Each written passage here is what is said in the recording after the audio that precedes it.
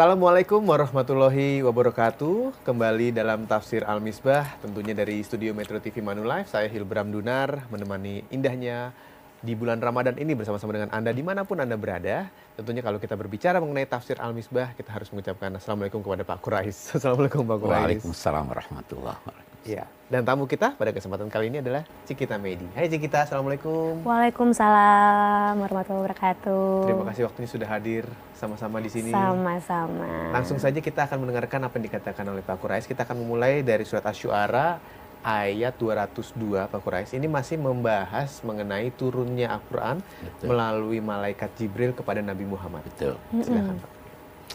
Iya. Bismillahirrahmanirrahim. Episode yang lalu kita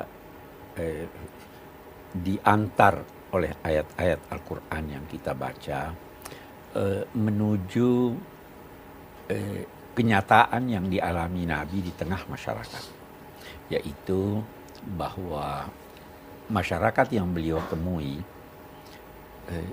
terkagum-kagum dengan keindahan bahasa Al-Quran, tetapi enggan percaya. Al-Quran di sini menyatakan bahwa keengganan itu akan berlanjut dari sikap mereka yang tidak mau beriman ini, itu akan berlanjut sampai jatuhnya siksa, sampai kematian mereka. Begitu mereka mati, akan terlihatlah dengan nyata di pelupuk mata mereka hakikat kebenaran itu. Nah, baru di sini dikatakan, fayatihim baghtatan wa hum la yash'urun. Siksa atau kematian itu atau kiamat itu akan datang kepada mereka secara tiba-tiba sehingga mereka itu tidak merasakan, tidak sadar. Boleh jadi sudah ada tanda-tanda, tapi mereka tidak sadari itu. Memang kata ulama, kiamat itu ada tanda-tandanya. Tapi biasa orang tidak perhatikan. Kematian juga ada tanda-tandanya. Kalau seorang sudah beruban, itu bukan tanda sudah dekat kematian. Ya kan? Bisa Pak. Sudah ompong. Oke. Ya kan? Bahkan bisa jadi ada orang yang sehat, bugar, masih muda, kematian datang. Karena kematian bisa datang secara mendadak, tanpa memilih usia, walaupun ada tanda-tanda itu. Itu datang dengan tiba-tiba. Ketika itu datang, mereka akan berkata, bisakah kami ditangguhkan? Jangan mati dulu. Itu di ayat yang lain dikatakan, ya Allah tangguhkanlah saya, kembalikanlah saya ke dunia, biar saya bisa bersedekah. Biar saya bisa beramal soleh. Tapi tidak ada yang mati kembali lagi ke dunia. Nah, jika demikian itu halnya, bahwa kiamat pasti datang, kematian pasti datang. Apakah wajar mereka itu minta agar disegerakan siksa? Itu. Nah, itu orang musyrik itu berkata, kalau memang kamu benar, oke deh, biar saja siksanya datang. Itu tidak wajar diminta, itu pasti datang. Anda minta atau tidak minta, Anda ingin mengelak dari kematian atau tidak ingin mengelak, dia pasti datang. Nah, terus dikatakan, seandainya kami beri mereka kesempatan hidup bersenang-senang tahunan, kemudian datang siksa itu, apakah mereka menganggap bahwa kemewahan, bersenang-senang yang mereka alami itu bisa menjadikan mereka terbebas dari siksa? Tidak kan? Sekarang anggaplah satu orang, ya Allah kasih saya usia baru 5 tahun deh. Dikasih, seandainya dikasih, oke hidup lagi 5 tahun, kamu bersenang-senang. Apakah dengan bersenang-senang selama 5 tahun itu bisa menjadikan mereka terhindar dari tanggung jawab menanggung dosa-dosa mereka? Tidak bisa. Ya kan? Ya. Itu tidak bisa, tetapi sadarilah, kata ayat kita berikutnya ini, wa ma ahlakna min qaryatin illa laha mundzirun. Kami tidak pernah dan tidak akan menjatuhkan bencana kepada penduduk suatu negeri kecuali sebelumnya kami telah beri peringatan. Jadi tidak ada tanggung jawab dituntut dari seseorang kalau dia belum tahu. Kita semua sudah diberitahu. Kitab suci ini atau agama secara umum telah menyampaikan bahwa ada tanggung jawab di hadapan Tuhan. Berbuat baiklah, hindarilah ini. Orang yang tidak tahu tidak dituntut tanggung jawabnya. Tapi selama Anda sudah tahu, ya kan? Ini yang dikatakan. Kami tidak membinasakan suatu penduduk negeri kecuali sudah ada pemberi-pemberi ingat bagi mereka itu. Dzikra wa ma kunna zalimin. Memberi ingat atau peringatan karena memang kami tidak pernah akan berlaku aniaya. Kalau Anda menghukum satu orang sebelum dia tahu, Anda menganiaya dia. Ya kan? Allah sudah memberitahu. Baru dia kembali. Al-Quran ini tidak dibawa turun oleh setan. Ini panjang ceritanya. Ada orang-orang di timur dan di barat, termasuk dalam masyarakat jahiliyah, yang beranggapan kalau ada sesuatu yang istimewa itu, yang di luar kebiasaan itu sebenarnya adalah atas bantuan jin. Di barat juga begitu. Pernah nonton film Genie? Jin itu ya? Ya. Itu kata sementara orang terambil dari kata jin. Genius. Apa artinya genius? Pintar. Sangat luar biasa.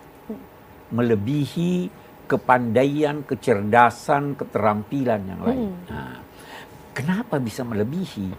Itu dianggap di masyarakat Arab, juga di masyarakat Barat, itu dianggap bahwa ada bantuan. Kalau di dalam kamus bahasa Inggris antara lain ada dikatakan, diberi contoh, itu seperti Aladin. Ini masyarakat Arab beranggapan bahwa Quran itu istimewa. Tidak mungkin manusia yang biasa bisa melakukannya. Pasti orang jenius. Jadi Nabi Muhammad itu jenius. Bagus. Kenapa jenius? Karena dia dibantu jin. Nah, ini yang dikatakan wa ma tanazzalat bi syayatin. Al-Qur'an menyatakan ini bukan dibantu, diturunkan atau dibawa turun oleh setan-setan, maksudnya setan jin. Baik, saya kira kita lanjutkan nanti. Ya, baik, tahan dulu Pak Quraisy. Sudah mulai terbayang bagaimana kira-kira pertanyaan yang diajukan kita, tapi nanti dulu kita masih banyak yang ingin dijelaskan Pak Quraisy yang sama-sama akan menambah pengetahuan kita lebih dalam mengenai makna Al-Quran. Untuk itu jangan kemana-mana, kami akan segera kembali, tentunya hanya dalam Tafsir Al-Misbah. Sampai-sampai orang berkata, seandainya apa yang diajarkan Al-Quran ini bukan agama yang bersumber dari Tuhan, seandainya itu, maka ini adalah tuntunan moral yang luar biasa.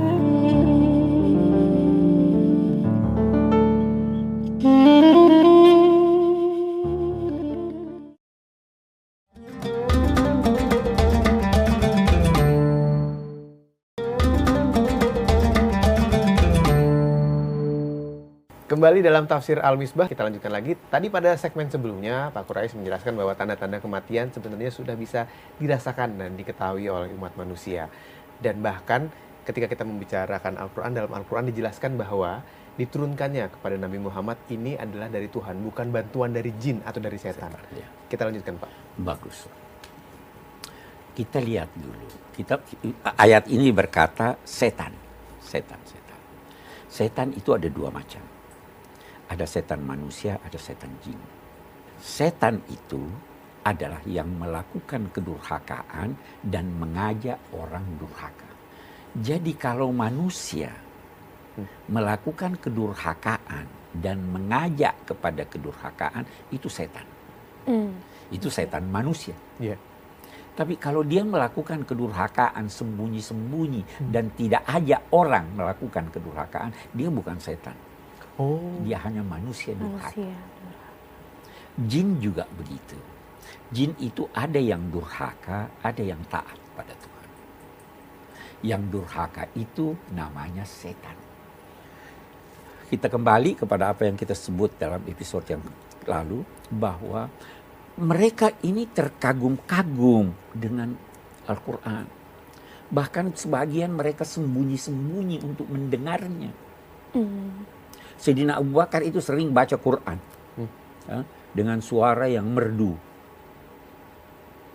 Kaum musyrik berkata, kamu boleh tinggal, tapi jangan baca Quran di depan kami. Karena mempengaruhi jiwa mereka. Beberapa, mungkin sampai sekarang masih Anda bisa unduh di beberapa YouTube. Di Amerika ada seorang yang memperdengarkan Al-Quran kepada non-Muslim. Lalu ditanya, bagaimana tanggapanmu? Dia bilang, ini beda dari yang lain. Saya nonton itu. Pernah nonton itu ya? Padahal dia tidak Muslim. Karena memang dia punya pengaruh. Ada yang dinamakan musika Al-Quran, musiknya Al-Quran. Ada nadanya, ada yang punya pengaruh pada jiwa. Nah, ini yang dikagumi oleh kaum musyrik, apalagi tanpa mereka tahu artinya ya Pak Pres? Tanpa tahu artinya. Itu kan yang beredar di YouTube begitu. Nah, karena mereka terkagum-kagum, ini tidak mungkin manusia yang susun. Nah, kepercayaannya kembali, pasti ada jin yang bantu.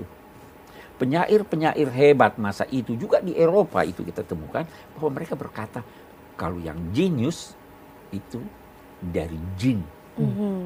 Dalam bahasa Arab, tempat tinggalnya jin itu dinamai abqar.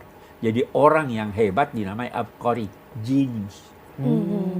Baik, ini tidak diturunkan oleh setan. Dan ma yanbaghi lahum wa ma yastati'un. Ma yanbaghi lahum. Mereka tidak dapat dan tidak wajar. Kenapa tidak wajar? Kita lihat sekarang. Setan itu adalah kejahatan. Semua yang buruk itu setan. Seseorang yang buruk tidak senang kecuali yang buruk. Seseorang yang baik tidak senang menerima yang buruk. Katakanlah Anda senang ke masjid. Kalau diajak ke night club mau enggak? Senang enggak? Kalau saya pribadi tidak senang, Pak. Ya kan? Ya kan begitu toh? Yeah. Karena baik tidak senang ke yang buruk. Kalau yang buruk, orang yang durhaka, yang sering minum, yang ini segala diajak ke masjid mau enggak? Enggak. Enggak. Enggak nyaman. Tidak nyaman dia, walaupun dia ada di sana, walaupun dia bisa paksa diri mungkin sekali, 2 kali, 3 kali, tidak bisa secara terus-menerus begitu. Pak. Tidak bisa setan untuk mengucapkan, menyampaikan ini karena dasarnya buruk. Ini Al-Quran suci, kata-katanya begitu indah, tuntunannya begitu baik. Sampai-sampai orang berkata, seandainya apa yang diajarkan Al-Quran ini bukan agama yang bersumber dari Tuhan, seandainya itu, maka ini adalah tuntunan moral yang luar biasa. Dulu itu jin sering memiliki kebebasan untuk naik ke langit, mendengar pembicaraan para malaikat di langit. Sejak kehadiran Nabi Muhammad itu terlarang, tidak bisa lagi. Kalau mereka itu mau naik mendengarkan pembicaraan, kata Al-Quran, atba'ahu shihabun thaqib. Dia disusul, dilontar oleh meteor-meteor. Sehingga tidak mendengar. Ada yang berusaha mendengar, dia dengar sedikit, tidak sempurna, dia turun. Itulah yang menyampaikan pada tukang tenung. Kan ada, apa sih istilahnya itu, orang-orang yang menyampaikan berita-berita gaib ini. Ya. Nah, itu yang dia sampaikan. Banyak yang kebetulan, banyak yang salah, tapi bisa jadi ada yang benar kalau dia tangkap di sana. Sejak masa Nabi Muhammad terlarang itu. Nah, maka di sini dikatakan, kalaupun mereka itu bisa naik ke langit untuk mendengarkan berita-berita, sekarang ini tidak bisa mereka itu melakukannya. Innahum anis sam'i lama'zulun. Mereka tersingkir, mereka tidak bisa mendengarkan lagi dengan baik percakapan-percakapan itu. Jadi tidak mungkin. Kalau kalian telah mengakui kehebatannya Al-Quran, keindahan Al-Quran. Jangan berkata bahwa ini adalah bantuan jin kepada Nabi Muhammad. Nanti di ayat lain ada dikatakan seandainya seluruh manusia bersama jin bekerja sama untuk menyusun semacam Al-Quran, mereka tidak dapat menyusun. Bukan saja sangat indah, sangat teliti kalimat-kalimatnya, sangat benar informasinya. Tidak ada pertentangan antara satu dengan yang lain. Anda tahu, Al-Quran itu seringkali turun spontan dalam 22 tahun. Kenapa tidak ada yang bertentangan antara informasi tahun pertama dan informasi tahun 20? Di tahun ke-20 tidak ada pertentangan. Seandainya dia bukan dari Allah, niscaya Anda akan menemukan hal-hal yang bertolak belakang dalam kitab suci. Tapi tidak, dia itu bersumber dari Allah Subhanahu wa taala. Saya kira itu yang baik. Sesaat lagi Cikita punya kesempatan untuk bertanya kepada Pak Quraish, tapi tahan dulu, jangan kemana-mana. Kami akan segera kembali dalam tafsir Al-Misbah. Waktu ruh akan keluar, itu tabir dibuka sedikit-sedikit. Seseorang melihat, oh itu tempat saya di sorga nanti itu. Dia melihat, yang itu tempat saya di neraka. Itu kata Ibnu Sina, itu sebabnya ada orang yang sulit mengeluarkan nyawanya. Karena dia tidak mau.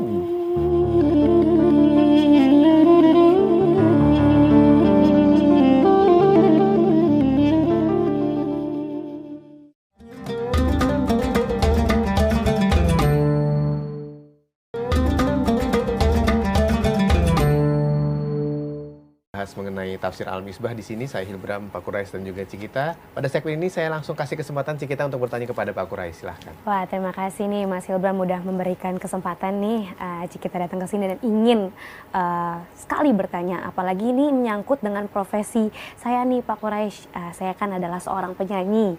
Nah, adakah hukum penyanyi dalam Al-Quran, misalkan dengan profesi saya yang sebagai penyanyi, sekiranya apa tindakannya dan hukumnya supaya apa yang saya senandungkan kepada masyarakat itu bisa bermanfaat dan pastinya sesuai dengan kaidah-kaidah Islam dan hukum-hukumnya. Pertama dulu, agama Islam tidak ada ajarannya yang bertentangan dengan naluri manusia. Itu prinsip. Tidak ada. Oke. Dia mendukung pengembangan naluri manusia, mendukung pengembangan bakatnya. Itu satu. Kita lihat sekarang. Nyanyian ini, syairnya, kata-katanya, bisa mendorong kepada kebaikan, bisa juga mendorong kepada keburukan. Yang dilarang adalah yang keburukan. Anda menyanyi memberi semangat perang orang, bagus. Ketika Nabi sampai ke Madinah disambut dengan nyanyian, bukan hanya mengajak kepada ajaran agama, mengajak pada ibadah, mengajak memandang alam raya dengan keindahannya. Itu adalah nyanyian yang direstui karena memang Al-Quran berkata, pandanglah alam, lihatlah keindahannya. Cobalah perhatikan betapa indahnya seorang membawa kerbaunya ke ladang di waktu pagi, dan sekembalinya ketika matahari akan terbenam dia membawa pulang. Itu kan keindahan. Nah, jadi masalahnya pada syairnya dan pembawaannya ya. Cara membawakannya. Kalau melihat yang seperti itu Pak Quraish, saya lanjutkan ya Cikita ya. Ternyata kalau sekarang ini kan ada yang memiliki aliran-aliran yang suka menghancurkan, membakar karya seni yang mungkin dinilai bertentangan. Apakah kita boleh membakar atau kita diamkan saja? Itu bagaimana? Apa yang dibakar? Kayak kasetnya, lalu rekamannya. Nah sekarang, apa isi kaset itu? Nyanyian. Nyanyian itu sejalan dengan tuntunan agama atau tidak? Bisa iya, bisa tidak. Nah, yang tidak, yang bisa mengantar kepada kejahatan, keburukan, tidak wajar untuk disimpan. Iya. Ya kan? Iya. Sebab bisa jadi digunakan oleh orang lain. Bahwa kalau itu disimpan di suatu tempat yang bisa dijamin tidak menularkan penyakitnya kepada orang lain, Anda mau simpan di museum sesuatu untuk menjadi pelajaran. Saya kira begitu ya dalam konteks. Saya pernah bertemu dengan seseorang, Pak Quraisy, di mobilnya dia tidak mau mendengar radio. Yang di radio tersebut memutarkan lagu, yang ada lagunya. Kata dia, bukan karena dia beranggapan semua lagu jelek, tapi takutnya dari 1-2 lagu tersebut ada yang tidak sesuai ajaran Islam. Kalau secara general diputuskan seperti itu, Pak Quraisy melihat bagaimana? Itu menyulitkan. Kenapa Anda tidak mau mendengar kalau Anda baru menduga bahwa ini ada yang jelek? Ya. Dengarkanlah yang baik, begitu yang jelek Anda padamkan. Sama dengan TV sekarang. Kan TV ya, lihatlah pengajian, lihatlah nyanyian-nyanyian yang membangkitkan semangat. Dengarlah uraian-uraian yang membangkitkan nasionalisme. Kalau ada yang mengajak kepada keburukan, pindah channel.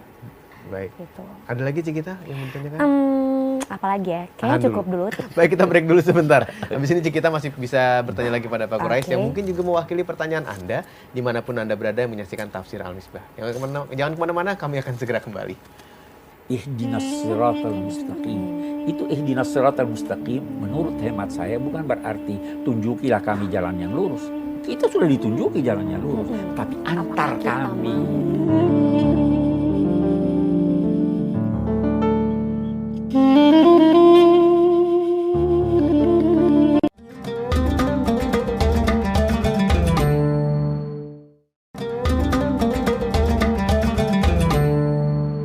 Saja pada segmen kali ini saya persilahkan kembali. Kita ingin bertanya kepada Pak Quraisy katanya mengenai hidayah. Mengenai hidayah nih, kadang kita sebagai insan manusia pernah berpikir bahwa kita sudah melaksanakan semua yang sudah ditentukan gitu, dari puasa, sholat, dan membaca Quran salah satunya. Kira-kira hidayah itu bisa dijemputkah atau memang sudah datang sendiri ditentukan pada waktunya atau disesuaikan juga dengan dari sisi manusianya ya, kondisi itu imannya ya. Kondisi imannya. Nah, bagaimana itu menurut Bapak? Hidayah sama dengan kata hadiah. Ya toh. Hadiah itu adalah anugerah yang Anda berikan kepada suatu pihak, dibungkus yang bagus, lemah lembut, untuk menunjukkan betapa kasih si pemberi kepada yang itu. Hadiah kira-kira begitu. Iya. Hidayah ini ada 2 macam. Atau hidayah Tuhan itu ada 2 macam. Ada yang diberikannya kepada semua orang tanpa Anda minta. Saya kemarin pernah berkata bahwa bayi atau janin yang dalam perut itu diberi hidayah oleh Tuhan. Dia balik badannya baru keluar. Ya toh? Kita diberi mata, bisa melihat. Itu hidayah Tuhan. Kita diberi akal. Nah, agama juga begitu. Dia sampaikan kepada semua manusia tentang wujud Tuhan. Wujud dan keesaan Tuhan itu ada dalam diri manusia. Kita terkadang tutupi dia oleh amal keburukan kita. Tidak ada orang, atau kata lain, naluri manusia bermacam-macam. Ada yang Anda tidak bisa tangguhkan terlalu lama. Bernafas itu kebutuhan manusia. Bisa Anda tangguhkan? Bisa. Yang mana lebih lama Anda bisa tangguhkan? Kebutuhan pada air atau kebutuhan pada bernafas? Bernafas. Yang mana Anda bisa tangguhkan lebih lama? Kebutuhan kepada air atau kebutuhan pada makanan? Anda bisa menangguhkan lebih lama kebutuhan Anda pada makanan ketimbang air. Iya. Ya kan? Iya. Nah, yang mana Anda bisa tangguhkan lebih lama? Kebutuhan pada seks atau kebutuhan pada makan? Saya bisa tangguh. Anak kecil tidak bisa bertahan tidak makan. Kita bisa, ya. Tapi kalau kebutuhan seks bisa ditangguhkan lebih lama kan? Iya. Semua kebutuhan. Iya. Bagus. Jadi kebutuhan manusia bertingkat-tingkat. Hmm. Apa kebutuhan manusia yang paling lambat dia bisa penuhi? Hmm. Paling lama. Paling lama. Kebutuhan manusia yang paling lama dia bisa tangguhkan adalah kesadaran tentang wujud Tuhan. Ya, betul sih. Fir'aun itu terakhir baru dia sadar bahwa Tuhan Maha. Tapi semua Tuhan sudah beritahu. Mau menghadirkan setiap saat tentang kebutuhan itu, lakukan pembersihan diri. Nah, jadi semua Allah telah beri hidayat agama. Dia di dalam Al-Quran, فَأَمَّا ثَمُودَ فَهَدَيْنَاهُمْ فَاسْتَحَبُّوا الْعَمَى عَلَى الْهُدَى. Kaum Samud itu kami telah beri hidayat. Tetapi mereka lebih senang kegelapan, kebutaan daripada ini. Betul. Atau hidayat itu bisa berarti memberitahu. Nah, ada hidayat kedua. Mengantar Anda. Saya beri contoh. Anda mau katakanlah ke Blok M. Iya. Oke? Saya bisa beritahu Anda. Kalau Anda mau ke Blok M, naik bus ini Anda akan sampai ke sana. Ada hidayat yang lebih bagus dari itu. Anda berkata, saya mau ke Blok M. Oh iya. Mari ikut di mobil saya. Yang mana lebih bagus? Yang kedua. Yang kedua. Saya antar dia. Bisa jadi saya tawarkan, mari saya antar Anda. Tapi Anda tidak mau. Iya. Bisa tidak saya antar? Nggak bisa. Nah, ini hidayat Tuhan yang kedua. Oh. Semua sudah tahu, katakanlah sebagai Muslim, semua sudah tahu bahwa salat 5 kali sehari. Mau enggak? Kalau Anda enggak mau, Tuhan tidak mau paksa. Iya. Tuhan sudah beritahu kan? Nah, itu hidayah. Nah, jadi kita mendekat kepada Tuhan, kita minta dimudahkan. Itulah makna ihdinas siratal mustaqim. Itu ihdinas siratal mustaqim menurut hemat saya bukan berarti tunjukilah kami jalan yang lurus. Kita sudah ditunjuki jalan yang lurus, tapi antar kami. Antar kami ke sana. Ya, tunjukkanlah kehendak Anda untuk diantar ke sana. Oke. Ya, cukup Jelas ya. dan itu disesuaikan dengan diri kita mau atau tidak dan kadang-kadang yang menurut kita baik belum tentu menurut Allah baik ataupun sebaliknya ya Pak ya. Ya, karena kita sudah diberikan hadiah sebenarnya sama Betul. Allah Subhanahu wa taala. Pak Quraisy tadi juga sempat dikatakan oleh Pak Quraisy mengenai setan tadi ya. Ada manusia, ada yang jin ya. Tapi ciri-cirinya yang pertama adalah melakukan durhaka dan mengajak. Dan mengajak. Semua mengajak atau ada juga yang hanya Wa beberapa anna minna salihun, ada di Al-Quran surah namanya surah Al-Jin yang berbicara tentang jin. Mereka berkata wa anna minna salihun wa minna duna dzalik kunna taraika qidada. Kami ini ada yang soleh, ada yang baik, ada yang tidak baik. Kami ini bermacam-macam. Yang soleh bertingkat-tingkat sama manusia. Yang buruk bertingkat-tingkat juga. Jin juga begitu. Jin itu punya masyarakat. Ada pemimpinnya. Ada pemimpinnya, ada anaknya, ada cucunya. Itu jin. Mati. Mati juga. Yang tidak mati sampai hari kiamat itu iblis. Dalam kalangan jin. Dalam kalangan jin, yang paling buruk itu adalah iblis. Dia yang menggoda Adam. Dia yang diberi kesempatan oleh Allah untuk berusia panjang sampai sekarang. Tetapi kalau jin-jin yang lainnya mati. Ada juga yang baik. Yang jahat dari jin namanya setan. Ya. Yang jahat dari manusia namanya setan. Cukup mengerti yang akhirnya menggoda ya. kita. Yang menggoda kita setan. Anda bisa lihat setan manusia. Iya. Tapi setan jin belum tentu Anda bisa lihat. Iya. Kecuali kalau mata Anda dibuka sedikit tabirnya. Dijelaskan nggak Pak Quraisy bentuknya? Dia apa? bisa berbentuk dengan berbagai bentuk. Itu keistimewaan jin. Dia bisa jadi berbentuk dengan bentuk manusia. Wanita yang cantik datang menggoda Anda. Tapi bukan manusia? Bukan manusia. Tapi bisa dipegang? Ya tergantunglah dari orangnya. Baik, terima kasih Pak Quraisy. Tadi Pak Quraisy mengatakan mengenai dihubungkan dengan pembahasan kita pada episode kali ini, saat orang mau meninggal sudah ada tanda-tandanya. Ya, kemarin juga Pak Quraisy mengatakan bahwa beberapa saat sebelum meninggal kita melihat malaikat, lalu orang tua lain yang sudah meninggal. Bisa dijelaskan Pak, seperti apa sih penglihatannya? Bentuknya Itu apa? individual. Itu kita katakan benar karena memang Al-Quran menyatakan bahwa ketika itu kami membuka tabir yang menutup matamu. Jadi kalau kita bicara soal itu, kita akan katakan begini. Allah menganugerahkan kepada manusia potensi. Nah, ada potensi yang dianugerahkannya yang belum kita manfaatkan sebelum kita lahir. Saya beri contoh. Janin dalam kandungan sudah punya mulut, Iya. tapi dia tidak makan melalui mulut. Iya. Ya. Dia sudah punya telinga, Iya. tapi dia tidak mendengar. Dia sudah punya akal, tapi belum berfungsi dengan baik. Begitu dia lahir, mulai secara sedikit demi sedikit ini berfungsi. Nah, mata kita boleh jadi waktu lahir belum melihat.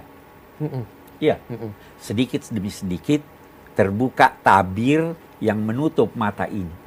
Sekarang yang oleh dokter dikatakan itu matanya 6/6. Artinya sangat tajam. Itu sebenarnya masih ada tabirnya. Masih ada hal-hal yang tidak bisa dilihatnya. Pendengaran kita itu jauh lebih sedikit dibanding dengan pendengaran katakanlah kucing. Iya, betul. Penglihatan kita jauh lebih rendah kualitasnya daripada anjing atau burung. Iya, betul. Artinya ada tabir. Kapan tabir ini dibuka? Sebelum kematian, pada saat sakaratil maut, waktu roh akan keluar, itu tabir dibuka sedikit-sedikit. Seseorang melihat, oh itu tempat saya di sorga nanti itu. Dia melihat. Yang itu tempat saya di neraka. Itu kata Ibnu Sina, itu sebabnya ada orang yang sulit mengeluarkan nyawanya. Karena dia tidak mau. Ada orang, oh itu tempat saya. Dia gembira, oh saya akan ke sana. Karena dia sudah lihat itu. Kita tidak sadar itu, kita tidak ketahui itu. Karena pengetahuan kita masih terbatas, pendengaran kita masih terbatas, masih ada potensinya yang untuk mengembangkan potensi itu sampai batas yang lebih baik adalah dengan mensucikan jiwa. Sehingga yang melihat bukan mata kepala, yang melihat mata hati. Mata hati. Bisa dilatih. Apa syairnya itu, lagunya itu ada? Punya? Hah? Ada. Ada mata, punya mata tapi tidak melihat. Ya ada Mbak, Ada saya ya? bisa nyanyi aja Pak Quraisy. Kita tahan sampai situ dulu. Kita break dulu sebentar, tapi masih ada waktu untuk kita bersama-sama dalam program ini. Tetap bersama kami dalam Tafsir Al-Misbah. Mau melapor takut. Iya. Jadi apa soalnya?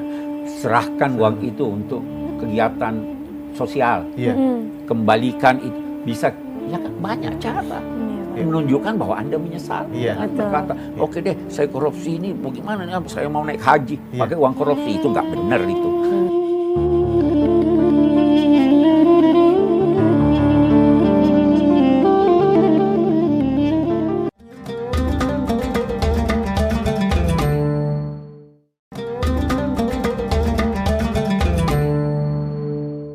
Kami lanjutkan lagi Tafsir Al-Misbah. Di segmen terakhir ini saya ingin bertanya kepada Pak Quraisy.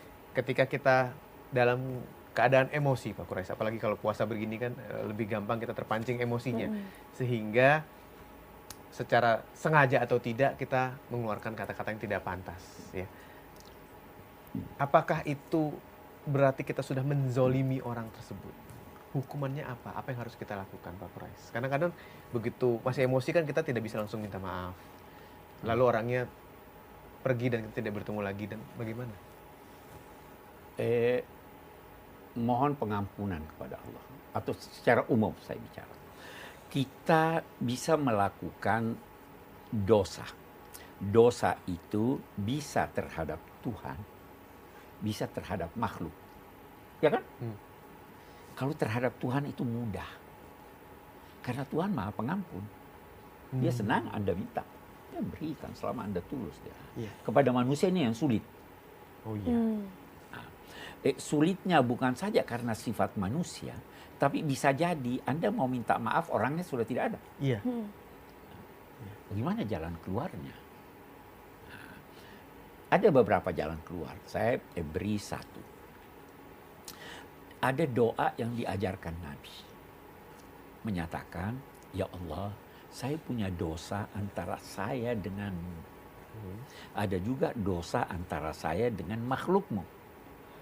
Yang antara saya denganmu, saya mohon kamu ampuni. Selesai persoalannya. Yang antara saya dengan makhlukmu, saya mohon engkau ambil alih. Engkau ambil alih. Saya beri contoh. Anda punya utang nggak bisa bayar. Iya. Anda datang pada dia, ini kaya raya. Iya. Anda teman, tolong deh diambil alih utang saya, bayarkan. Dia yang bayar, bukan Anda yang bayar. Iya kan? Dia mau bayar karena dia kenal Anda. Nah, saya juga begitu. Ya Allah, saya punya dosa antara sesama manusia. Saya minta kamu ambil alih. Kalau Anda baik dengan Allah, dia akan ambil alih. Ketika yang bersangkutan di hari kemudian datang menuntut pada Tuhan, Tuhan akan berkata, kamu mau apa sebagai gantinya? Saya beri kamu. Wow, subhanallah. Nah, iya, asal Anda baik dengan Tuhan. Iya. Nah, Iya. bisa jadi juga dia ini tadi yang Anda datang minta tolong pada dia, dia akan berkata, oke deh, bayar deh semampumu, sisanya saya yang bayar. Bisa nggak begitu ya? Nah, bisa jadi begitu, semampu Anda. Apa semampu Anda? Bisa jadi Anda maki orang, orangnya sudah tidak ada. Atau Anda khawatir, jangan sampai kalau saya maki dia makin marah. Nah, bagaimana caranya? Ucapkanlah kata-kata yang baik, yang mengesankan bahwa Anda keliru ketika memaki dia. Bagaimana caranya? Saya tuh dulu kira dia itu jahat, ternyata baik ya. Walaupun tidak ada Walaupun orangnya. dia tidak ada. Itu yang Anda bisa lakukan. Iya. Nah, bisa jadi Anda mengambil uangnya. Kalau saya kembalikan dia makin marah. Bisa kan? Atau mau kembalikan orangnya sudah tidak ada. Iya. Apa yang Anda harus lakukan? Uang itu Anda sedekahkan atas nama dia. Saya kira koruptor bisa begini. Ya kan? Mau melapor takut. Iya. Jadi apa salahnya? Serahkan uang itu untuk kegiatan sosial. Iya. Kembalikan itu. Bisa, ya kan banyak cara. Iya, Pak. Menunjukkan bahwa Anda menyesal. Iya. Jangan Betul. berkata, oke deh saya korupsi ini bagaimana nih, saya mau naik haji. Iya. Pakai uang korupsi, itu nggak benar itu. Ya kan, saya kira Iya. begitu. Kita masuk pada Oke, kesimpulan. kita masuk pada kesimpulan. Bismillahirrahmanirrahim. Kita lihat. Kenikmatan yang dialami oleh para pendurhaka, betapapun lamanya, tidak akan membatalkan atau mengurangi siksa yang telah ditetapkan oleh Allah. Jangan Anda anggap bahwa, oh saya nikmat ini kurang di sana. Karena, saya beri contoh. Kalau ada satu orang tersiksa, tidak lama kemudian dia mendapat kenikmatan. Apakah kenikmatan yang diperolehnya itu menjadikan dia tidak merasakan siksa yang lama? Tidak. Tidak. Jadi kenikmatan yang Anda peroleh tidak memperoleh.